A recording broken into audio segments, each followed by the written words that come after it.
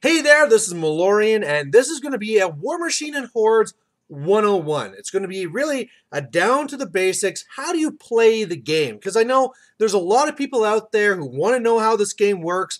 I'm putting these things out on my channel here, and people want to know what's actually going on with all these models and flags and things, and how is the game actually played? Was this a good move? Was something bad? And so what I'm going to do here is I'm not going to get into all the little details. I'm just going to be getting into the real basics, so you can listen to this and then go play a game. And I think the very first thing I want to say is that these aren't two different games. Privateer Press makes Warmachine, and Privateer Press also makes Hordes. And I'm going to get into the differences later, but really don't even think about them as being two separate games. They are one game. You play them together all the time, and they just have a few different mechanics, which we'll get to in just a second here. As well, if you're a person watching this from the future, I'm talking about Mark II. This is the second edition of the rules that I'll be going through. So without further ado, let's go to the board. All right, so the first thing you got to know is that for the most part, the game has its rules and its functionality through cards. Now, you don't need to use cards. There's some apps you can have on your tablet or computer that you can use for tracking as well. But otherwise, the information comes on these cards that come with the model. And if you lose them or break them, you can always buy them for 50 cents or whatever they are extra. Now, this first card I'm going to show is one from the caster. Now, the caster is basically the king in chess with the powers of the queen. It's usually one of your most powerful models, but if it ever dies, you lose the game. So it's one of these things where you want to be using this model to be getting the most effect, but at the same time, you need to keep it safe. Now, on the card here, this is a card for that caster named Striker, and we'll see how well it focuses. But the first stat there is speed. And that number there is very simple. His speed is 6, so he can move 6 inches. And as far as what you want to use to measure, measuring tape, there's little templates too, as whatever gets to the accuracy you desire. So there you go, he just moves 6 inches. As well on here too, the next one will be strength on the card here. Now strength for the most part is not used. And we'll get to that when we get to weapons. However, there are going to be some abilities that will be based off strength, but really all you need to know about that number is how strong the model is. Next one are going to be two values called the mat and the rat. And what those are is your values or how strong you are either fighting in combat in melee or at ranged. Now, something I can be talking about now is that just like how I said this game is about cards, it's also about dice. But you don't need a lot of dice. Typically, all you need is 4, with 1 being a different color. Although even that's not needed either. And what's going to normally happen is that if you want to hit something, if you want to shoot something, you roll 2d6, add that to either your mat or rat, depending if it's in combat or shooting, and bam, there you go. That's how you decide your overall total. Now, what are you basing that against? Well, that's going to be this next value on the card here called defense. So, whereas mats and rats are usually around 5, 6, 7, defenses are usually more in the range between 12 or 16, based on whatever modifiers are there. So, for Striker, he has a mat of 7, which is above average, and a defense of 16, which is actually really good. So if he wanted to hit himself, he has to meet or beat that value. So what happens there is you roll your 2d6. In this case here, I just rolled a 3. 3 plus 7 equals 10, which does not meet or beat the 16. So I did not stab myself, I suppose. What most people will do will just quickly do the math and say, okay, a mat of 7, defense of 16, I need to roll 9s or better. You know, they won't stop at the beginning and figure out, like, you know, okay, I got to roll, add, blah, blah. They'll just say right away, okay, I need 9s. Did I get it? Yes, no. The next value on here is going to be your armor. Now, the armor is what it sounds. It's your armor on the model, and it's your ability to resist damage. Now, this is where I have to kind of start talking about the weapons. You can kind of see here on the card how there's a sword and there's a gun. The sword is your melee attack, Sometimes you can have more than one. And the ranged one here is your ranged attack. Sometimes you can have more than one. Now, attached with this is also going to be the POW of the weapon. So clearly, you'll be stronger using a sword than you will be your fist. So your power gets added to your strength, which results into this P plus S. And this is why I said your strength normally doesn't matter, because you're just using this combined value in the end too. As well, that POW normally isn't used. It's just you look at this number here, the P plus S, but some abilities will bring that in. So in Striker's case here again, his sword is P plus S 13. The average POW is about 10 and can get up to, up to 20 or so. His armor is 15. Now, what's going to happen here is that when I roll my dice, I'm going to be adding it to my P plus S. So right here, I just roll a 6. 6 plus my 13 is 19. And the way you work out the damage is you take that P plus S plus your dice and you minus off the armor. So in this case here, I rolled a 19, my armor is 15, so I'd be doing 4 damage to myself again if for some reason I was stabbing myself. So really, this is one of those type of systems where if you can't beat that armor, you're just not doing any damage. So it's really good up to a point, and then every point over that armor, you're going to be taking another point of damage. Now, where is this damage going?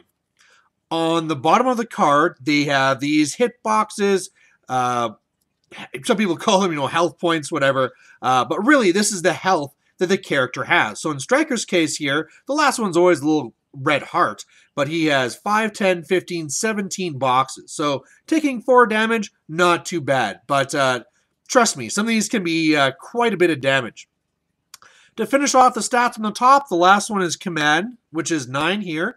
And this will really come in when there's leadership tests, or sometimes it's different type of morale tests, really, where you're going to be testing to see if you are going to be panicking or breaking, rather, because you lost half your unit, stuff like that. But for the most part, that doesn't really matter too much for the caster, your warlock here, because they're always fearless. Where this will come in is that they have a special ability, but again, that'll depend on the ability. So we've talked about attacking and in melee and how to stab yourself. Well, what about shooting? Well, shooting, the very first thing that's really important there is the range. So this one here says it's a range of 10. So pretty simply, if I take Striker, I can shoot 10 inches. Now, before I go any farther, you might be asking, well, wait a second. What is going to be the range for a melee attack? Well, it's not actually base to base, which you might assume at first. You actually have half an inch of range. And there's little markers, or you could use your ruler if you really had to, but that's the reach that you can do in melee. Unless you have a reach weapon. Let's see if I brought that card. I do not. Oh, I do. Which is shown by the little axe you see here at the end. And that means you have 2 inches of reach. So it goes a little bit farther. But getting back to shooting, the next important thing here is going to be your rate of fire. That is how many times you can shoot. Some guys, like your casters, can go and buy extra attacks. However, you can only buy extra shots if you actually have a higher rate of fire than 1. Next one here will be AoE, the area of effect. And that'll be talking about how big of a blast it is. For Striker, he's just shooting a pistol, but for other ones, they might have a bomb or a blast, and so they are either going to have an effect of either 3 inches, 5 inches, or 4 inches, or 5 inches. And what happens is that if you're in the center hole of what's being hit, you take the full damage, and if you are not underneath that, if that's called blast damage, then all of a sudden that's going to be half the damage, half the POW, rounded up. Now, there's that one. Some of these as well could be a spray. If it said for the range, if it said spray, then you use this template. That's actually what this is. And there's either a 6, an 8, or a 10-inch spray that you can be shooting out from your guy. Sprays have other rules, but we're not going to be getting to those now.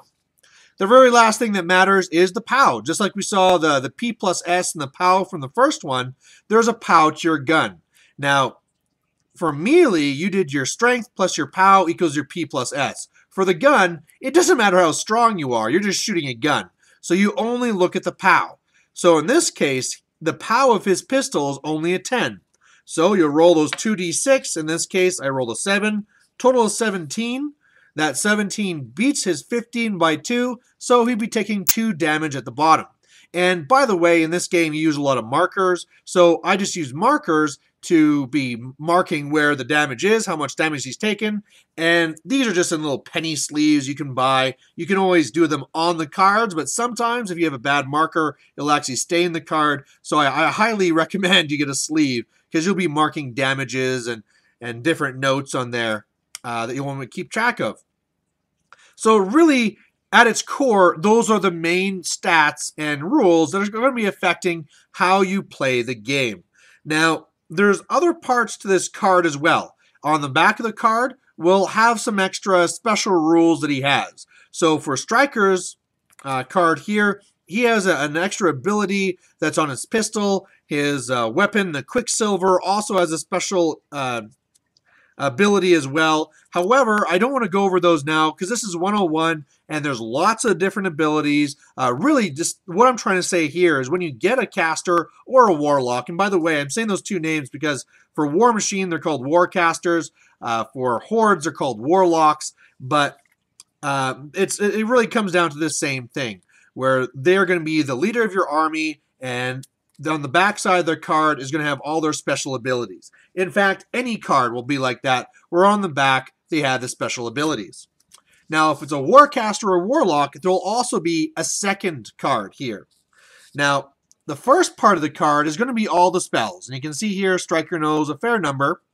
And really, in this one, there's going to be the cost, which is how much focus or fury you have to spend. And this is where I'm going to get into the differences of Warmachine and Hordes. In Warmachine, it's focus, and in Hordes, it's fury, but we'll get there in a second.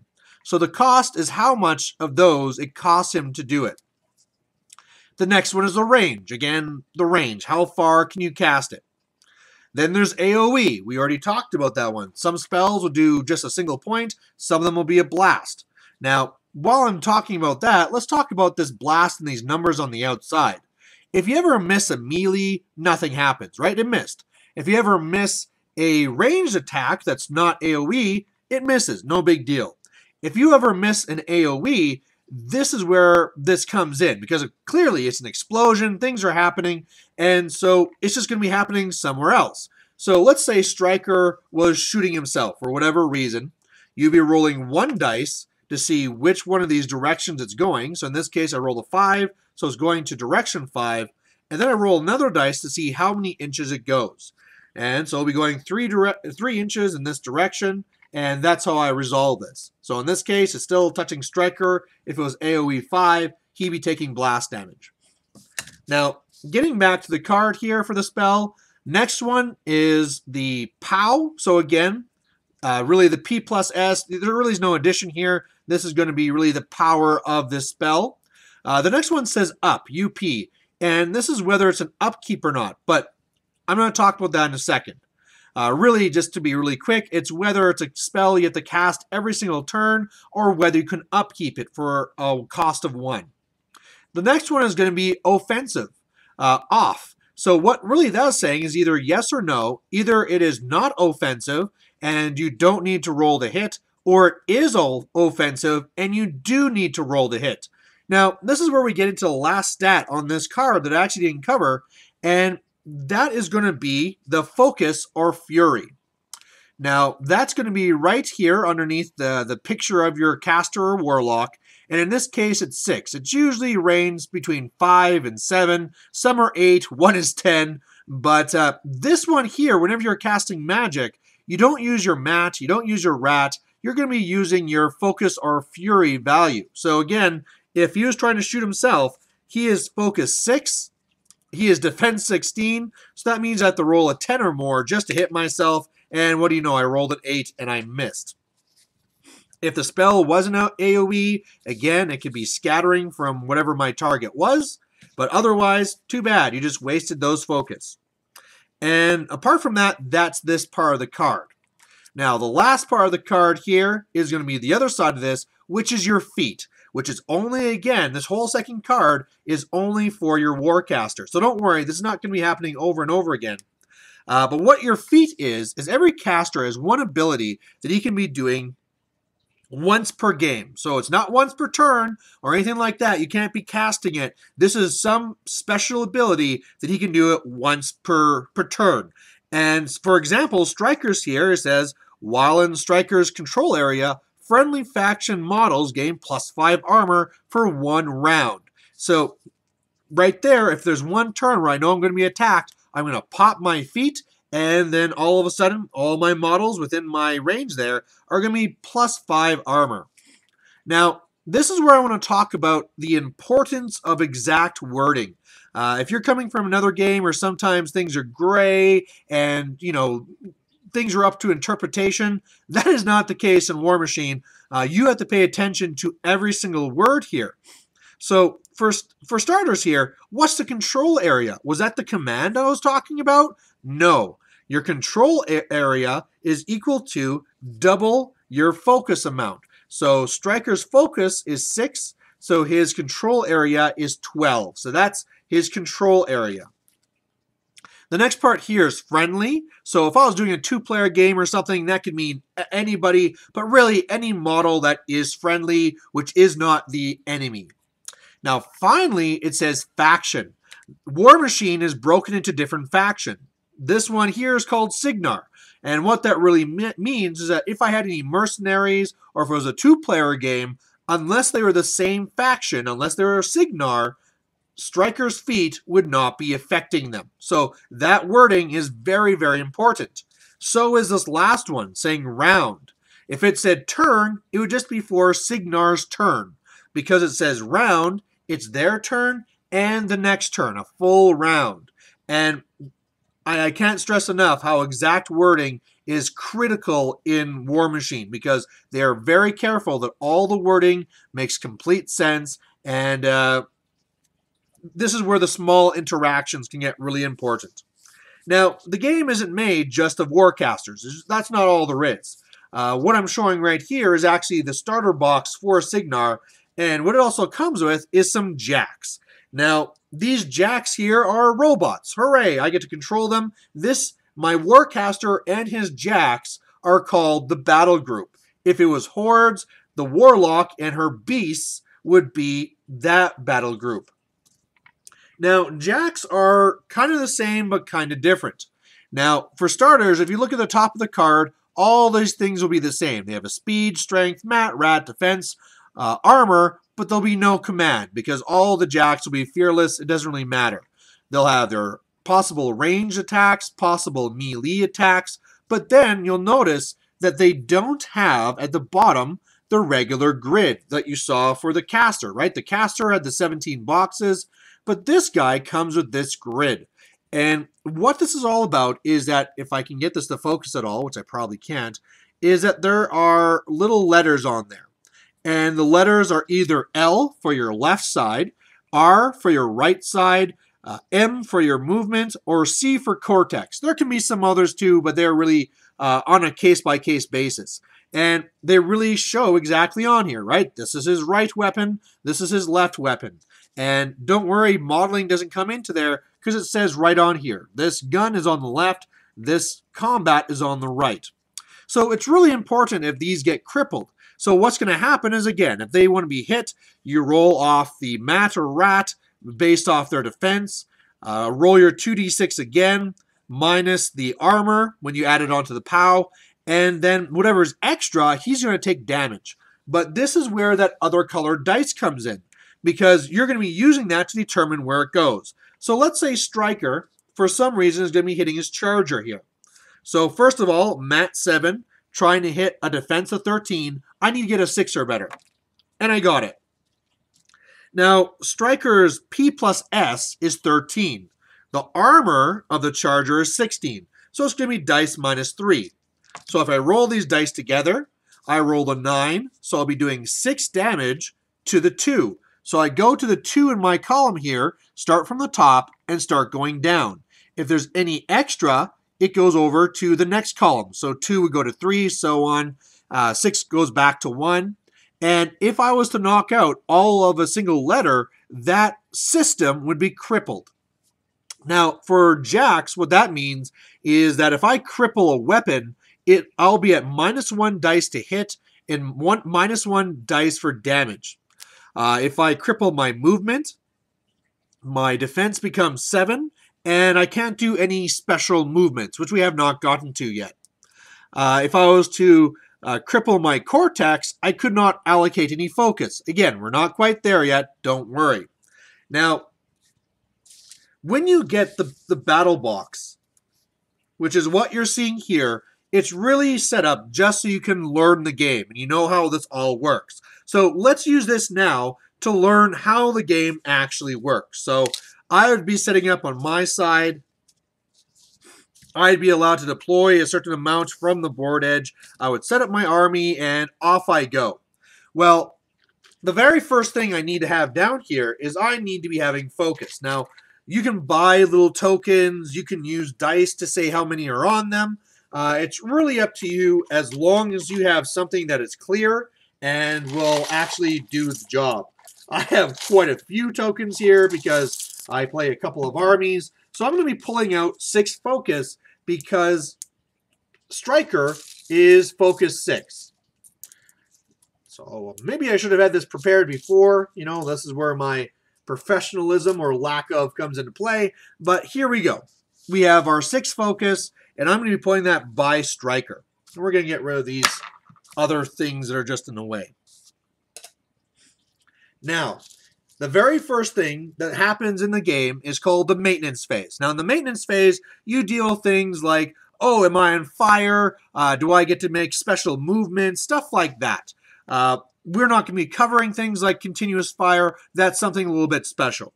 But just know that the very first phase is the maintenance phase. Now, after that is the control phase. Now, in the control phase, this is where your caster would actually have no focus. At the start of your control phase, he gets all of his focus. So it doesn't matter if I saved a couple, it doesn't matter. It's not like I'm going to get 3 plus 6 equals 9 for the next turn. No, I get my 6 every single turn. Now, also in my control phase, I can go and I can allocate focus to my jacks. And I can do up to 3 to each jack. So in this case, I can't give them all 3. I could give, 1 each. I could put 2 here, whatever I want. But I have to keep in mind what I want those jacks to do and what I want my caster to do. If I need to cast a spell, I need to have those focus. If I need this guy to kill a guy, well, if he's pretty tough, I might want to put all 3 focus on that guy so he can really have all the attacks he can possibly get. Now, let's talk now about what you can actually do with focus. Well, for a caster, if you have spells, you could be using them to actually buy your spells, right? If something has a cost of 3, I need to have 3 focus on me so I could actually cast that spell. Another part here too is I could be using these to boost. Now, boost means normally, like I said, it's 2d6. If I pay a focus, be it from my caster or a jack or a beast, I roll a 3rd dice. So especially when I really want to make sure that I hit something or that I damage something, I probably will want to boost it. Now, you can only boost once. So I can't spend all 6 focus and roll an extra 6 dice to make it 8d6. I can only boost once. Now, again, keep in mind the difference between an additional dice from a boost and a boosted attack, a boost dice, and an additional dice. Some things will just say you get 1 more die. Well, that's separate, but for boosting, that's singular. Another thing you can be doing with focus is for jacks, you can be making them run. So like I said, speed is how far these guys can go. This jack here is going to be speed 5, so normally it could go only 5 inches, but if I want it to run, I spend the 1, and it can actually go double that speed. So that's pretty awesome. I can also spend 1, so it can charge. And if I charge, it'll go its regular movement plus 3 inches. The thing is, though, is that it has to do that in a straight line. So if he wants to charge him, I have to go in a straight line and then turn to face my target. So if it looks like this, and this model wants to charge this one, it's not possible. I can't go woo, go around. I would have to find some way to destroy this first, or move it, or something else. Now, the reason why you'd like to spend 1 to charge is 1, you get extra movement. 2, your first charge attack is automatically boosted. So you're kind of already getting that boost anyway. You're just getting extra distance. The thing is that in order to get that extra dice, you have to move at least 3 inches. So if somebody is already engaging me, I cannot get a charge attack here. Although, realistically, it doesn't matter because whether I charge or whether I use 1 to boost, it works out to the same thing. Now, I could also be using these focus for shaking if I'm knocked down or stationary. Again, these are extra rules I won't get into. Jacks can also do power attacks. I'm not going to get into those either, but know that I can be doing really cool stuff like doing a headbutt or grabbing your weapon and doing a weapon lock. These things are all possible. One that's like a charge, though, is called a slam. I can spend 1 to do a slam. I move my movement plus 3, and if I'm within that ½ inch, I can slam models farther away. So you'll see this. Again, I don't want to get into it because there's some different rules in there. Just know that it exists, and that's something you can do. So again, we're getting to the start here, and we're saying, I want to, maybe it's first turn, so I want to run all my jacks because there's no enemy here. I'll put 1 into each of these, and I'll leave 3 on myself because there's a spell costing 3 that I want to cast.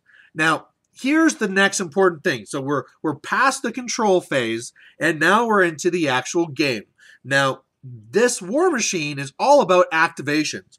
I don't move everything and then shoot with everything. I go with 1 unit at a time, or model if it's just a singular one, and completely do everything with them. So I'd say like this. I am activating my defender. It is spending 1 to run. I'm activating my lancer. It is going to run. Or let's say it's going to charge, and I resolve that charge. Now I'm going to be activating my charger.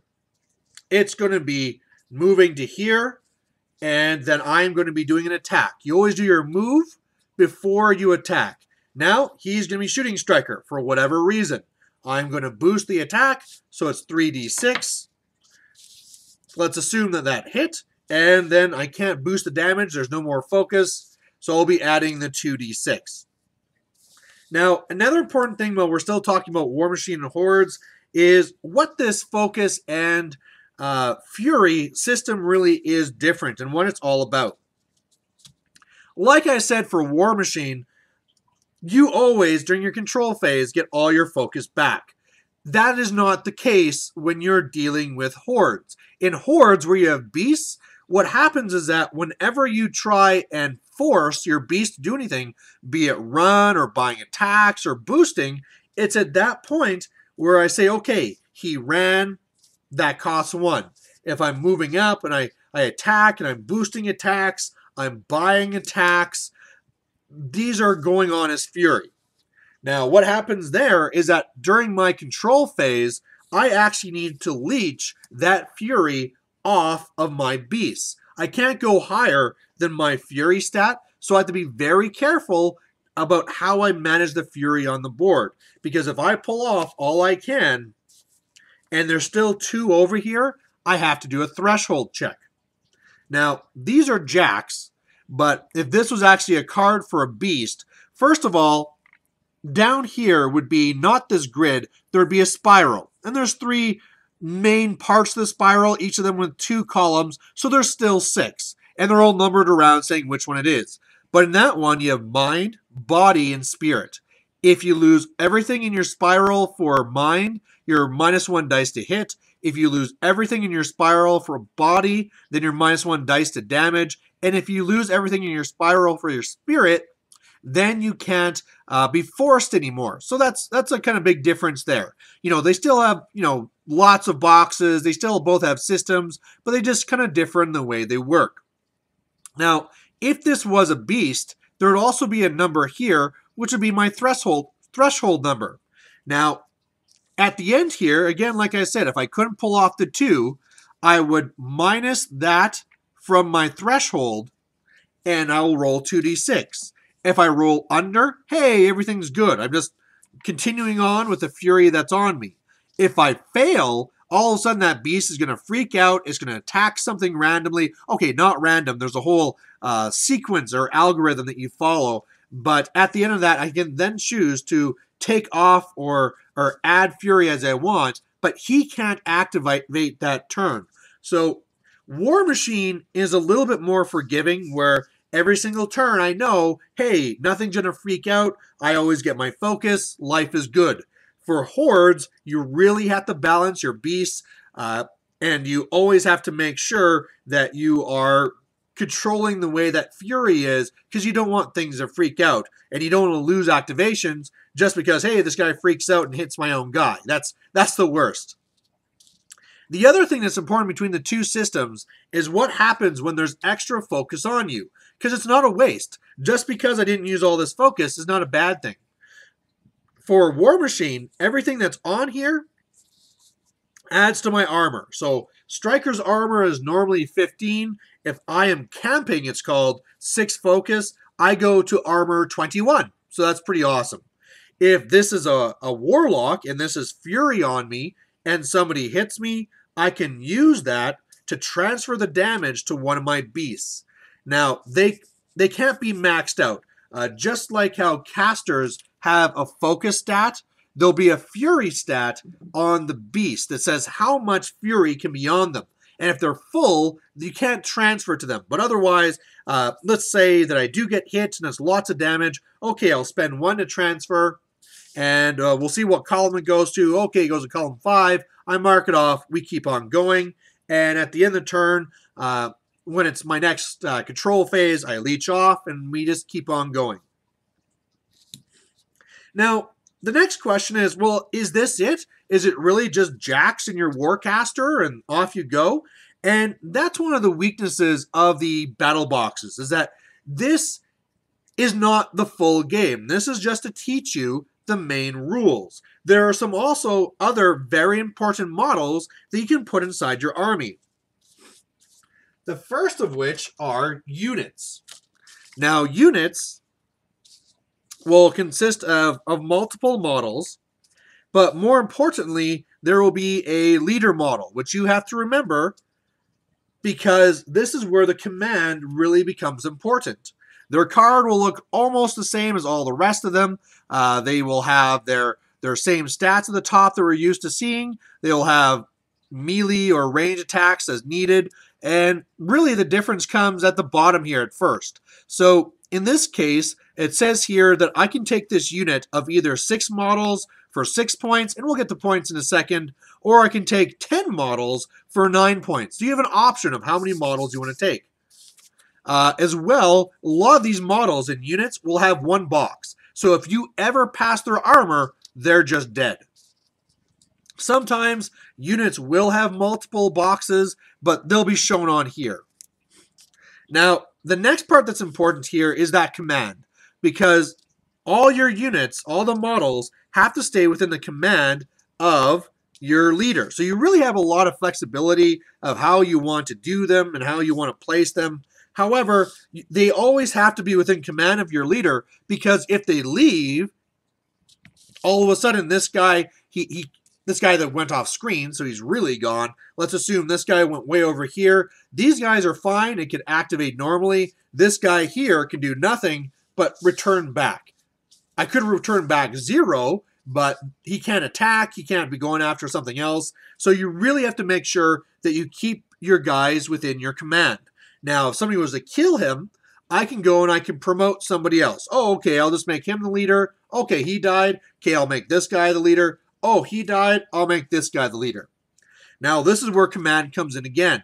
I just lost half the unit, so I'll have to take a command test. These guys are command 9, so I have to roll a 9 or less. Hey, everything's good. Now, the next part that's important with these guys here is the way that they do their orders. Now, they can't be allocated focus. I can't go like this and put a focus on one of these unit members. They have to do orders. So if they don't, if they just want to advance, that's fine. No order. They just go up their speed. They do their attacks. Done. However, if I want them to run, I give a run order. Okay, and then all models have to run. If I want to charge, I do a charge run order, and then all models have to either charge or run. And this is where this becomes important. If I'm here and I say do a charge, that's great. You know, I gotta go straight line, turn to face, straight line, turn to face, straight line, turn to face, straight line, turn to face. These guys have reach, by the way. Straight line, turn to face. Oh, looks like this guy won't be able to complete a charge, so I'm just going to run him to here. Now, remember how I said you have to move at least 3 inches in order to get the charge, the boosted damage dice? Well, this is great. That all works. For the Jacks, they didn't really care, right? Because either you spend one for a charge or you just boost your damage. In this case, I can't do that, right? If I do a charge run order, these guys, well, I'm right here. I can't get 3 inches. This guy here, I can't really do. Okay, here's a good point here. Why are all of these bases marked with these angles? And that's because I have a front arc and I have a back arc. Now, you could say in this situation here, this model, Malorian, I can go my 3 inches and I can attack from here. Well, that may be true, but if I pass from the front to the back so that my model completely passes that back arc, and if I'm in melee range of the beast or jack or model, he gets to take a free strike against me. And free strikes are bad. They get to make 1 melee attack, which is at +2 to hit, and it'd be automatically boosted. So, oh great, that guy died for no reason. So all of a sudden here, you can see where you have to be very careful with units to make sure that you don't want to be just random engaged. If it's something that's really tough, you want to make sure that you kind of space out your unit so that if they do go and engage your front line, your back line can still get charges off. Now, past units, there's also something else called a solo. A solo is typically just one model. Sometimes there's groups of solos that kind of work together. But for the most part here, a solo is just one model. It's very, very simple. The card will look just like all the other cards, as all the stats at the top, attacks, melee. However, solos typically will have multiple boxes. So you see that at the bottom. And on the back, the solos typically have lots of rules. They're doing something very special. So this is where I can talk a little bit about points, where these guys here, for the 6 of them, they were going to cost me 6 points. So 1 point a model.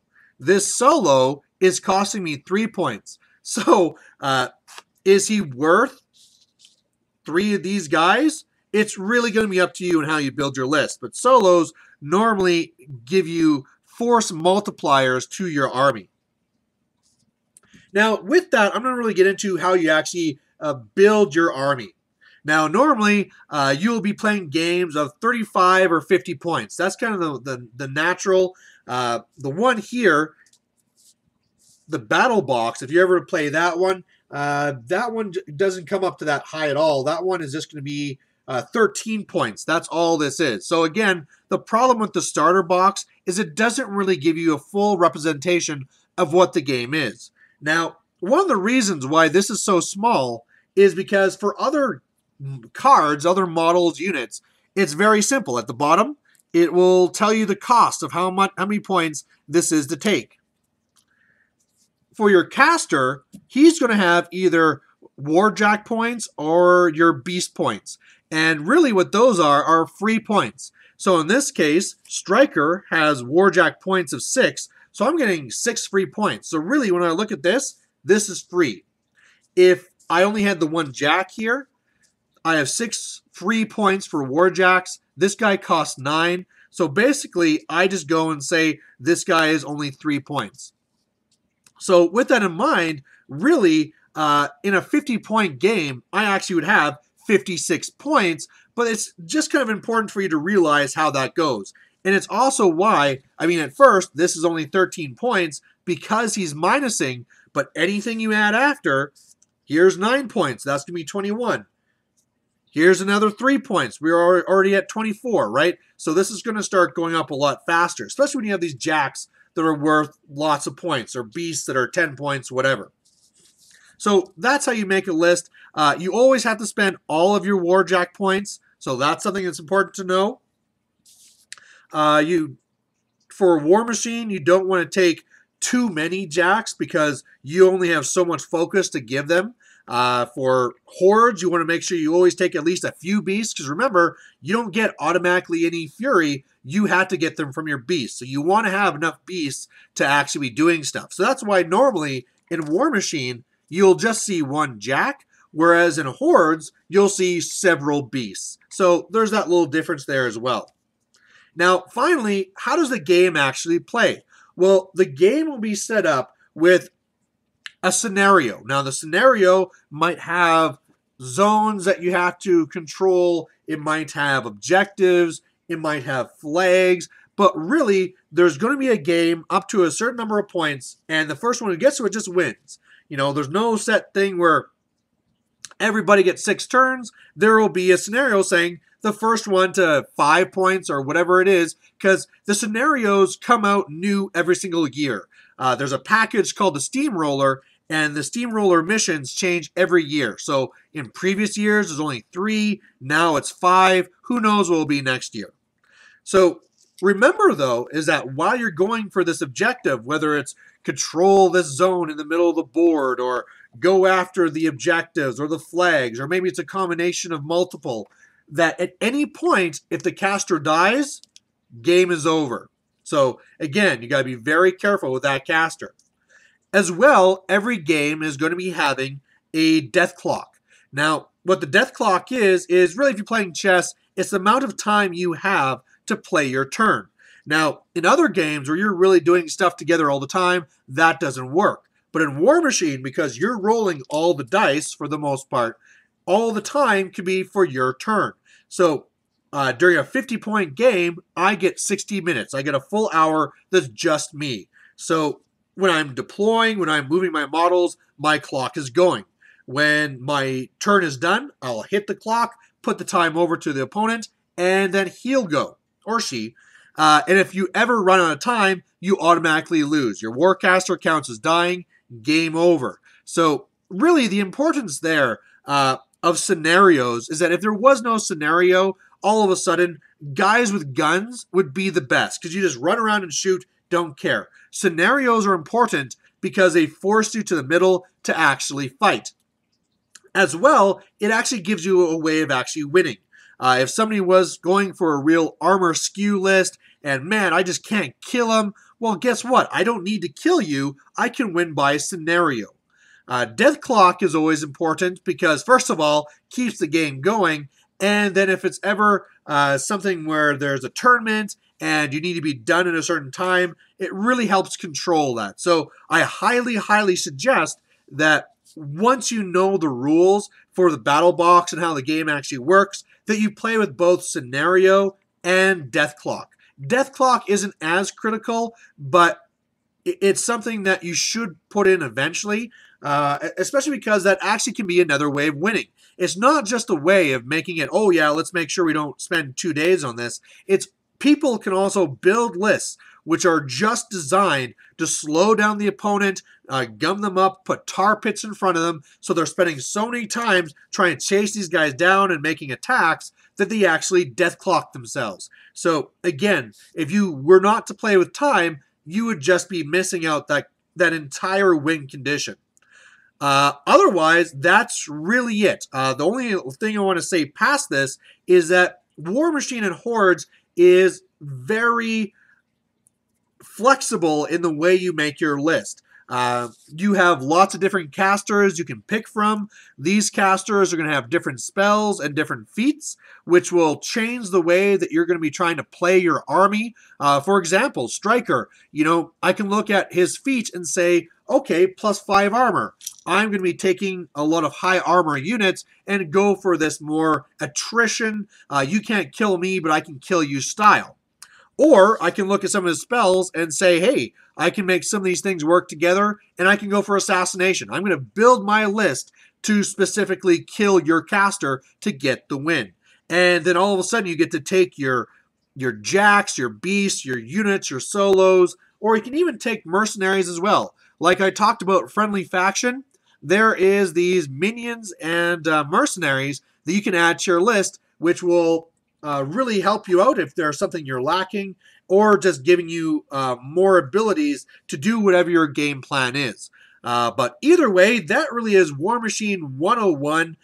There are so many different rules and spells and interactions we could get into, but I'm going to be doing separate videos for these in the future. But really, this is it. Go out, find a press ganger. Press gangers are people that work with privateer press, where they are there, one for every store usually, to go out and get people into the game. You know, their incentive is that whenever they do demos or run tournaments, that they get points that they can use to buy models. But really, if you're a press ganger, you're a guy who loves the game. And so just ask your local store, hey, is there a press ganger? And if not, maybe look into finding out if somebody there that's actually an expert could become a press ganger, because it's a great way to get somebody that's that local person that can run events, can get trophies, run these steamrollers, and really bring the community together. But either way, there is Warmachine 101, and hopefully now you have a better understanding of how the game works. Okay, bye.